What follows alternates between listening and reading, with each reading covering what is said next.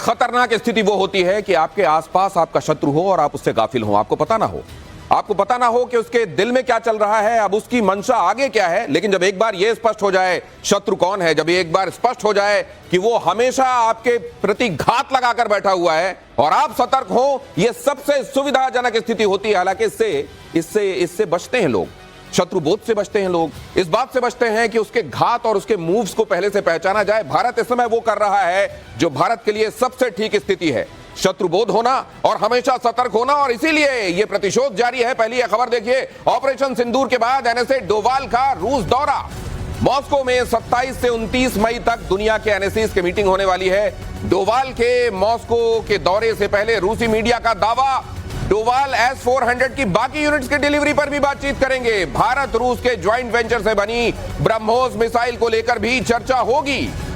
डोवाल, जब भारत के James bond Doval जाते हैं कहीं तो इस पर पूरी दुनिया की निगाह होती है। एनएसएस को लेकर जब मीटिंग हो रही है, पूरी दुनिया में इस समय जो फिक्र की बात है, वो रेडिकल तरीके से एक जो माइंडसेट अपने पैर फैला रहा है, पूरी दुनिया के लिए वो फिक्र की बात है। तो जाहिर है जब एनएसएस यहां मिल बैठेंगे उस समय ये चर्चा होगी कि इस खतरे से, जो कि पूरी दुनिया के लिए एक साझा खतरा बनता जा रहा है, कैसे निपटना है और उसमें किसकी क्या भूमिका होनी चाहिए, और कैसे अब इस बारे में एम्बिग्विटी से, डाइकोटमी से, दो मुंहेपन से, दो गलेपन से बचना चाहिए। हमारे साथ जुड़ने वाले खास मेहमान भी इस पर मोहर लगाएंगे, आई एम श्योर। मेरे साथ एयर मार्शल पीके श्रीवास्तव जुड़ रहे हैं, कर्नल साहब मेरे साथ जुड़ रहे हैं, कर्नल शैलेंद्र आप जानते हैं अपनी बेबाक दो टूक राय के लिए, और हमारे साथ आज गौरव आर्य। गौरव, बहुत स्वागत है आपका यहाँ स्टूडियो में, तो मिस कर रहा हूं मैं, लेकिन मैं जानता हूं कि आप कोई कोर कसर नहीं छोड़ने वाले। ये जो खबर है एनएसएस का दौरा, एनएसए के दौरे के बारे में, इस पर जो खास बातें इसको लेकर कही जा रही है, उस पर एक क्विक कमेंट, इसका एक राउंड चलाता हूं। गौरव जी, देखिए बहुत बड़ी बात है जब एनएसए, आपने बिल्कुल ठीक बात बोली, जब एनएसए डोवाल साहब जाते हैं कहीं पे तो इसका मतलब है कि वो प्राइम मिनिस्टर मोदी का number 1, he is carrying a personal message from the prime minister. जब यूक्रेन और रशिया की पीस डील की बात हुई थी, वो डोवाल साहब ही थे जो गए थे रशिया वो डॉक्यूमेंट्स लेके, पहली चीज। दूसरी चीज, जब भी उनको, देखिए हम लोग बात करते हैं ना भय बिन होए न प्रीत, इसमें प्रीत है डॉक्टर जयशंकर और भय है अजीत डोवाल। तो जब ऐसी बात कन्वे करनी होती है जिसमें थोड़ा सा काइनेटिक बात हो, जोर देना पड़े, जिसमें थोड़ा सा, जिसको कहते हैं कि अगर देसी में समझाऊं तो हथौड़े का इस्तेमाल करना पड़े, तब डोवाल साहब को भेजा जाता है। जाहिर सी बात है एनएसए की मीट है तो सारे एनएसए आएंगे, लेकिन जो बात रशियन मीडिया कह रहा है वो गलत नहीं है। मुझे ऐसा भी लगता है कि बातचीत S-500 पर भी हो सकती है। मैं बातचीत की बात कर रहा हूं, मैं खरीदारी की बात नहीं कर रहा। बाकी जो हमारी बैटरीज आनी है S-400 की, उसके बारे में बात तो होगी। ये बड़ी बात कह रहे हैं आप, वहां तो S-400 को डिकोड करने में लगे हुए हैं टर्की के जरिए, लेकिन इधर S-500 तक बात अब आगे पहुंच रही है। आपके पास वापस लौटता हूं यह खबर बताने के बाद, ऑपरेशन सिंदूर के बाद अब दूसरी बड़ी खबर यह है रूस से कि वो अपने अल्ट्रा मॉडर्न 5th जनरेशन का स्टेल्थ फाइटर सुखोई 57 भारत को बेचने की पेशकश कर रहा है। जबकि पिछले दिनों बीजिंग दौरे पर गए पाकिस्तान के विदेश मंत्री इशाक डार को चीन ने अपने उस JF-35A फाइटर को आधी कीमत पर बेचने का ऑफर दे दिया है। लीजिए, सेल लग गई वहां, और अभी तक ये उनका फाइटर सप्लाई के लिहाज से प्रोडक्शन स्टेज पर ही है और उसको दिया जा रहा है, अभी से वो बयाना लिया जा रहा है आधी कीमत पर। मतलब एक तरीके से उसके इस प्रोडक्शन की, उसके इस सो कॉल्ड, जिसको बड़ा उसने पूरी दुनिया में ये कहा था कि देखिएगा ये आएगा और तहलका मचा देगा, उसकी पोल उससे पहले खुल रही है। मार्शल साहब ठीक कह रहा हूं मैं? बिल्कुल ठीक कह रहे हैं। आधी कीमत, जैसे आपने सेल्स नहीं देखा है, कीमत पहले दुगनी कर दो फिर आधी कर दो, उसी भुलावे में आ रहा है पाकिस्तान। और दूसरी बात यह है कि आपने JF-17 का हश्र देख लिया, J-35 का क्या होगा वो भी देख लेंगे। तो ये अपने आप में वो जो आप कहते हैं ना 82% का आपने अपनी इन्वेंट्री बना रखी है। चाइनीज बच्चे चाइनीज खिलौना नहीं खेलते हैं, यहां तो इन्वेंट्री लेके बैठ गए हैं पूरी। और HQ-9 का क्या हश्र हुआ, JF-17 का क्या हश्र हुआ, जब आपको एक तरीके से 9/11 हो गया। 9 वो ठिकाने जो कि दहशतगर्दियों के थे और 11 आपके एयर बेसिस, 20% आपका चला गया, 9/11 तो आपके साथ हो गया। अरे समझो पाकिस्तान, अभी भी इनके चक्कर में नहीं पड़ो, इनके खिलौने काम नहीं आएंगे। नहीं, मुझे तो दूसरी बात लग रही है। बात यह लग रही है कि उन्होंने कलाई खोल दी है, पाकिस्तान की खुल गई है। उन्होंने खरीदा चीन से और उसका जो पूरी दुनिया के सामने असल क्या है उसका सामने आ गया। अब पाकिस्तान को चीन ये कह रहा होगा कि तुमने मेरी भद्द पिटवाई है, अब आधी कीमत में तुम ही खरीदो। क्या मैं ठीक कह रहा हूं इसको कर्नल साहब?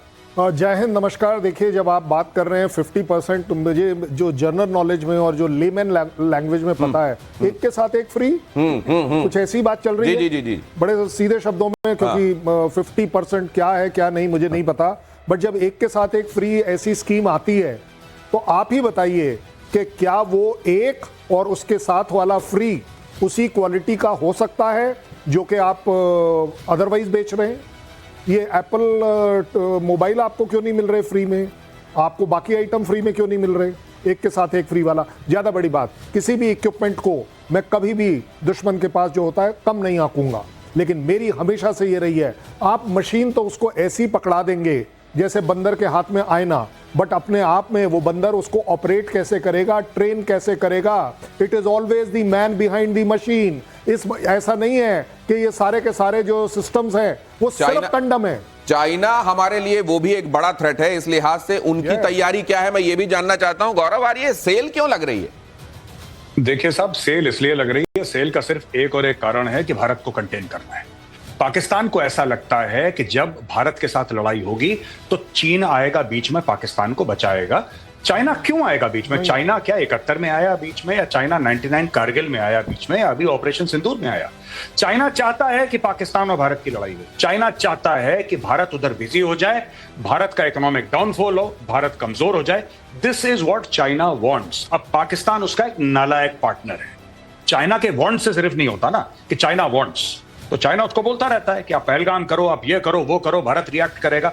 भारत ने बहुत बिल्कुल जिसको कहते हैं खूबसूरती से उनको हैमर करा, 3-4 दिन के अंदर पूरा मामला रफा दफा करा और भारत ने थैंक यू बोल के भारत आगे निकल गया। अब पाकिस्तान को जो डैमेज हुआ है वो पाकिस्तान संभालेगा। अच्छा, इससे क्या हुआ कि पाकिस्तान की इनसिक्योरिटी बढ़ी कि भारत तो कभी भी हमें मार सकता है, हमारे पास ऐसा एयर डिफेंस सिस्टम है ही नहीं जो भारत की एक भी मिसाइल रोक ले। अब हम क्या करें? 82% इन्वेंट्री आपने बताया चाइना की है, अब वापस चलो चाइना। फिर चाइना एक साइकिल में पाकिस्तान फंस गया है। और सिर्फ ये दोनों मेरे सीनियर्स हैं सर जो हैं आपके साथ स्टेज पे, वो आपको एक बात बताएंगे। When you buy a weapon, ये इंटीग्रेटेड होता है पूरा, आप आइसोलेशन में वेपन नहीं खरीदते। ये कोई राइफल नहीं है जिसको आप खरीद रहे हैं, this is not a rifle. आप जब भी कोई बड़ा सिस्टम खरीदते हैं उसका इंटीग्रेशन होता है। तो अब पाकिस्तान के लिए बहुत मुश्किल है इन सब चीजों से अलग होना। अब ये फॉर लाइफ ये डिपेंडेंट हो गया चाइनीज वेपन प्लेटफॉर्म्स में। 82% दिनेश कम नहीं होता है। और हमारे लिए जो Su-57 उसके बारे में आप क्या सोच रहे हैं? क्योंकि हमारे देश में भी दो तरह के थॉट्स चल रहे थे। एक तो ये कि हमको अमेरिका की तरफ देखना चाहिए, दूसरा तरफ ये कि यूरोपियन दूसरे जो हमारे पास ऑप्शन है उसकी तरफ देखना चाहिए, और तीसरा ये कि हम रशियन को लेकर शुरू से जो साथ में चले हैं, हमारे लिए वो ट्रस्टेड अलाई है, उसी को लेकर साथ में चलना चाहिए।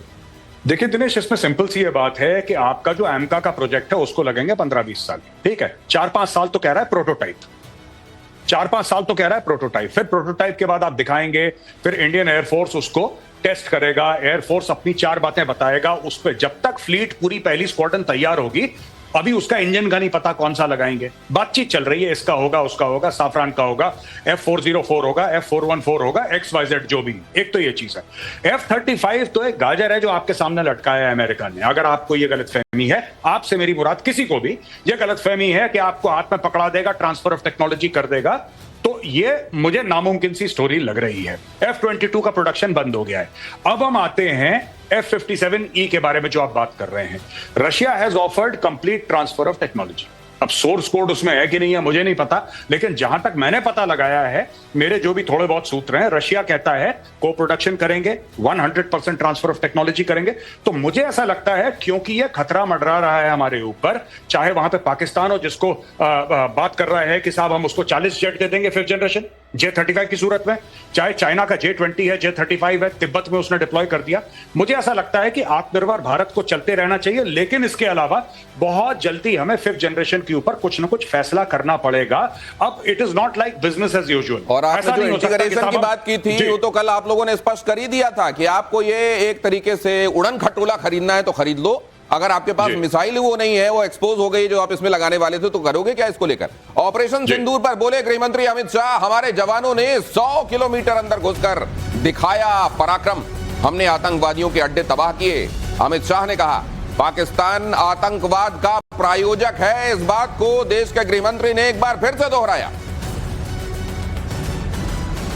8 तारीख को केवल और केवल पाकिस्तान में बसे जैसे मोहम्मद, हिजबुल मुजाहिदीन, लश्कर ए तैयबा और उनके हेडक्वार्टर, ट्रेनिंग कैंप और एक प्रकार से भारत में आतंकवादियों को घुसपैठ कराने के अड्डे को तबाह किया।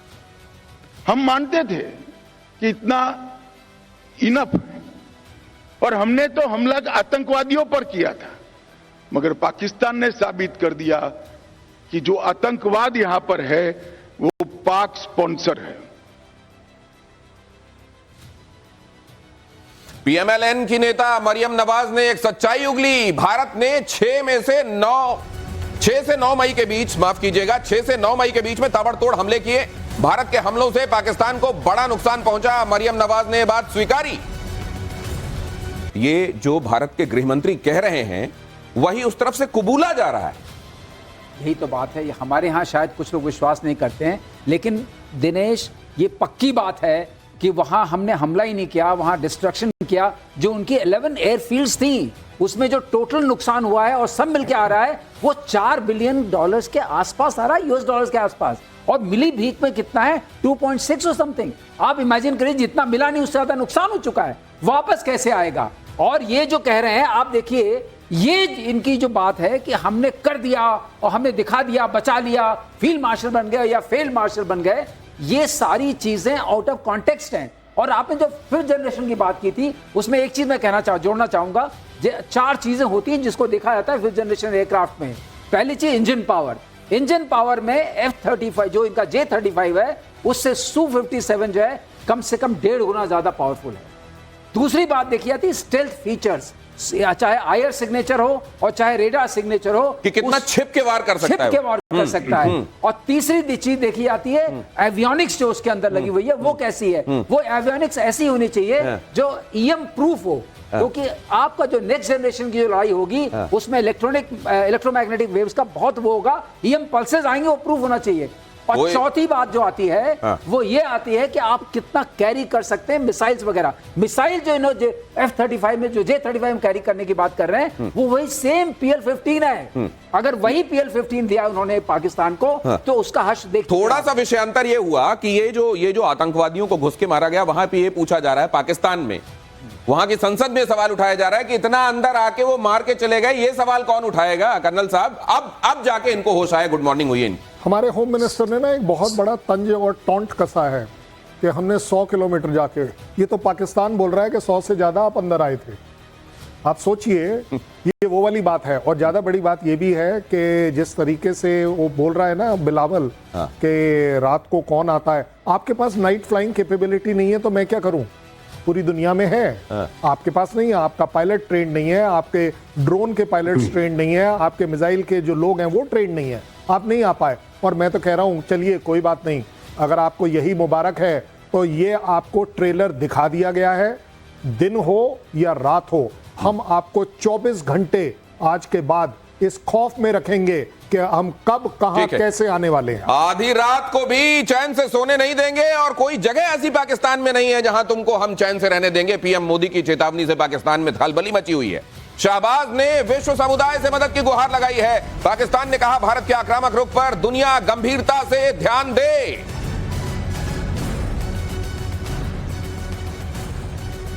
दुनिया को गंभीर होना चाहिए।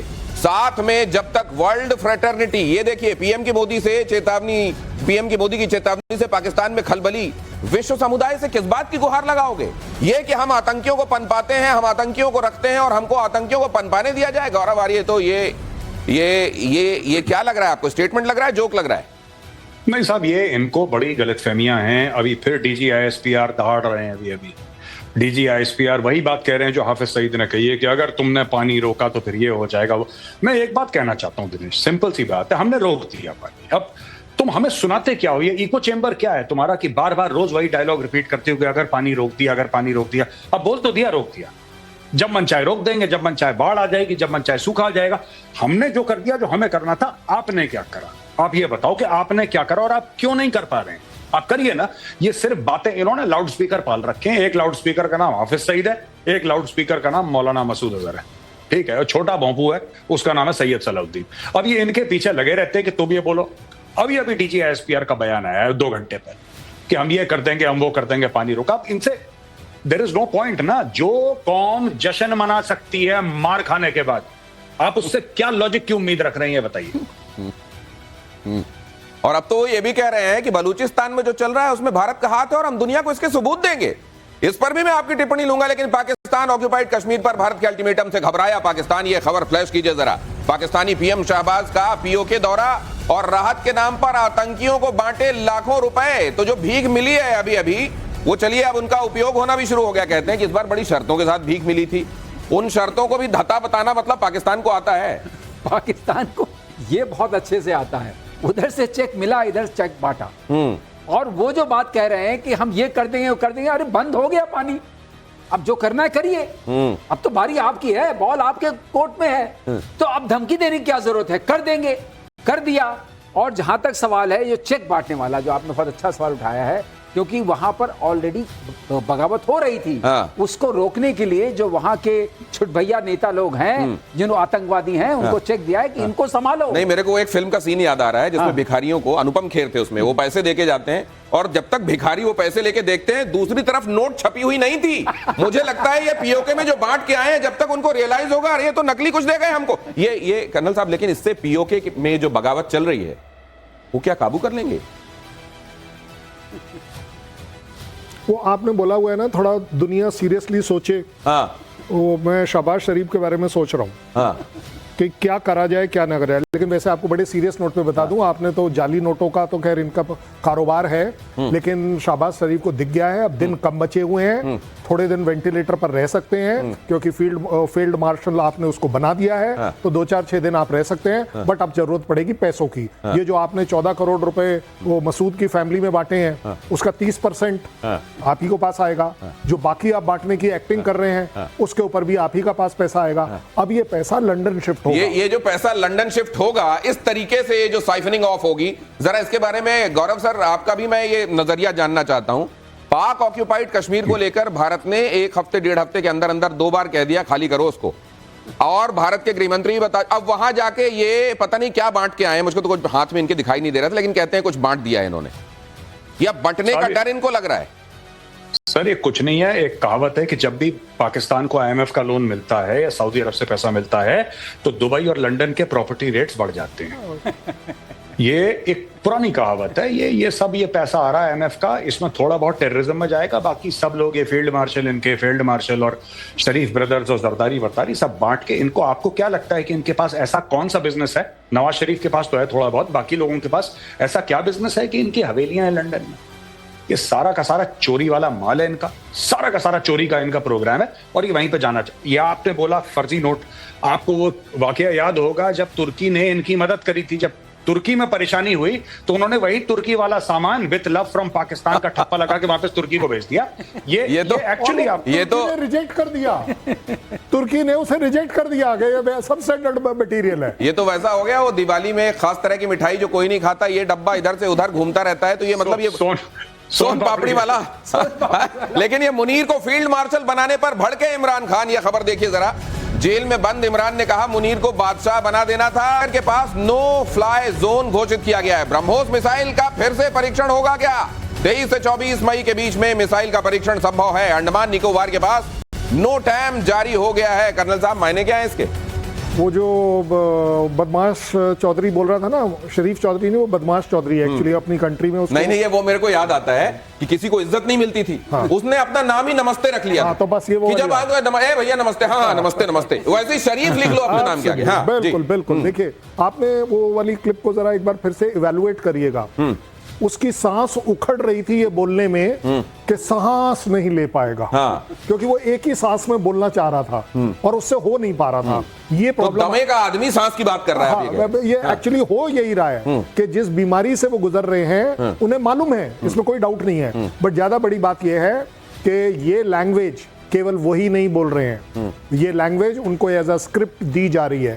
जहां आप ब्रह्मोस की बात कर रहे हैं। नहीं, लेकिन आप ये बताइए कि वो ये कह रहे हैं कि अगर पानी बंद होगा तो हम खून बहा देंगे, वो ये कह रहे हैं कि पानी बंद होगा तो नहीं नहीं नहीं, सुनिए ना मेरी बात, वो जाके किसी मुर्गे को काट देते होंगे, खून बहा देते होंगे, मैं आपको यही कहने किसी वाला। बकरे को हलाल करके उसकी सांसें बंद कर देते होंगे। मैं भी यही कहने वाला था आपको तो कि फिर जनाब मना, वो देखिए खून बहेगा, मैं तो मान रहा हूं, हाँ। या तुम्हारा बहेगा या तुम्हारे जानवर का बहेगा, ये दो ही जगह है। ये लेकिन अंडमान निकोबार में क्या चल रहा है सर, और ये मैसेज किसको किसको है? देखिए अंडमान निकोबार में जो नोटैम जारी हुआ है, हम लोग हमेशा वहां करते थे, तो अब आपको संभावना क्या क्या हो सकती है जो सामने नहीं आया, किसके लिए किया है?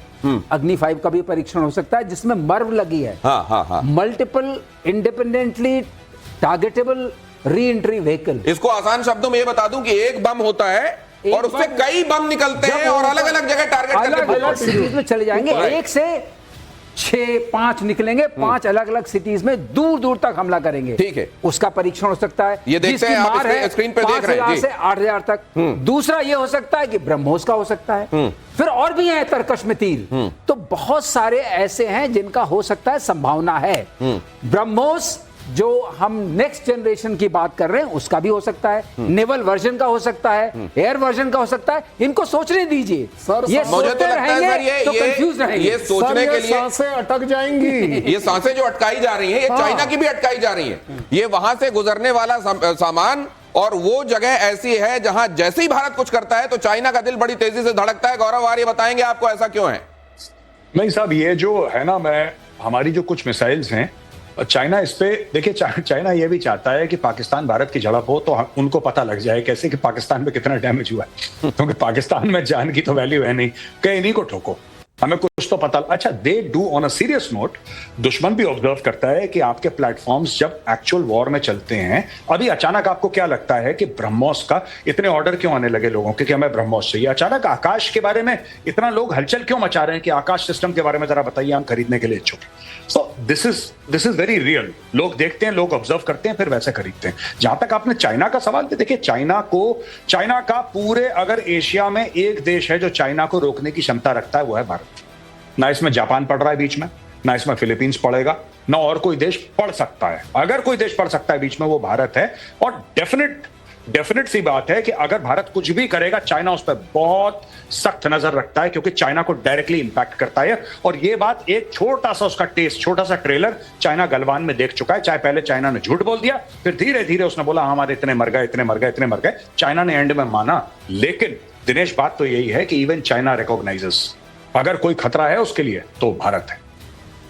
वो तो जब उसकी कब्रें सामने आई कि कितनी कब्रें उसने बनाई हैं अपने सैनिकों के लिए, तब दुनिया को पता चला। वो तो आखिर तक असल में इसीलिए चाइना और पाकिस्तान की पटती है। दोनों ही का जो डीएनए का है ना, कहीं एक जैसा है। देश में तुर्की के सामान का बायकॉट इस बीच जारी।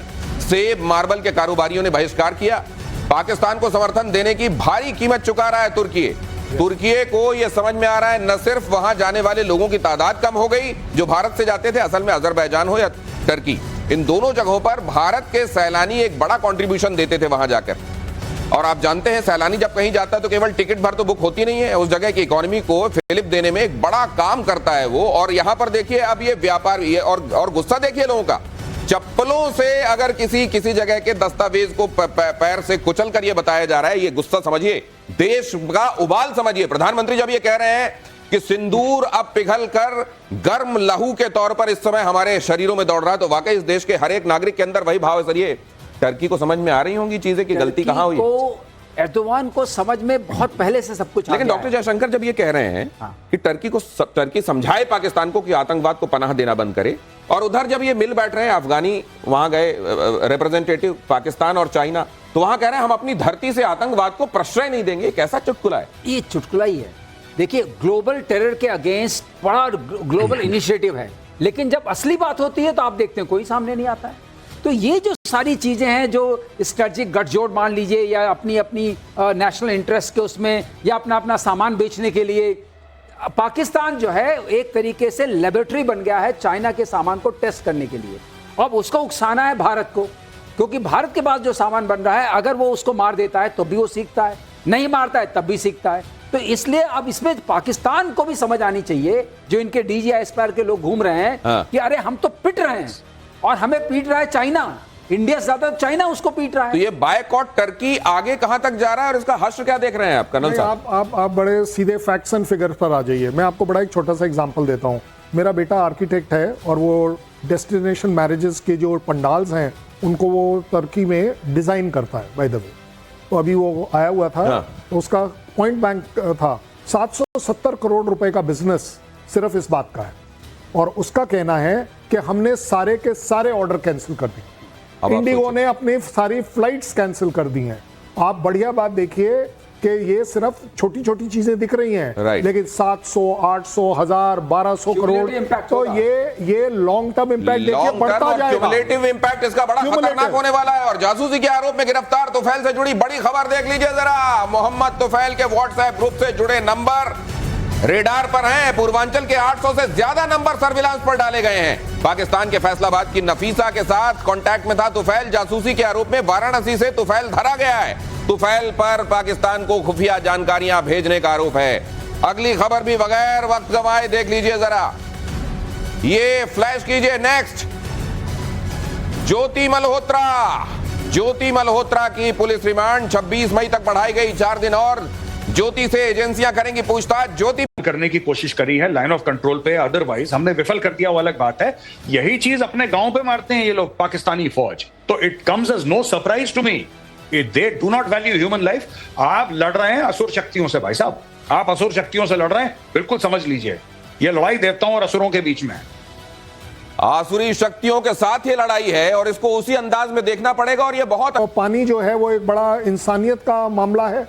पानी हो चाहे कुछ भी हो, जो इंसान है ही नहीं, जो हैवान है, हैवानियत की कंट्री है, उसके साथ डील करते समय कृपया कर कर अपने दिल को कमजोर मत करें। अपनी सरकार, अपनी सेना के साथ खड़े हो और बोलें कि नहीं, अब पाकिस्तान सिर्फ ये लेगा और कुछ नहीं लेगा।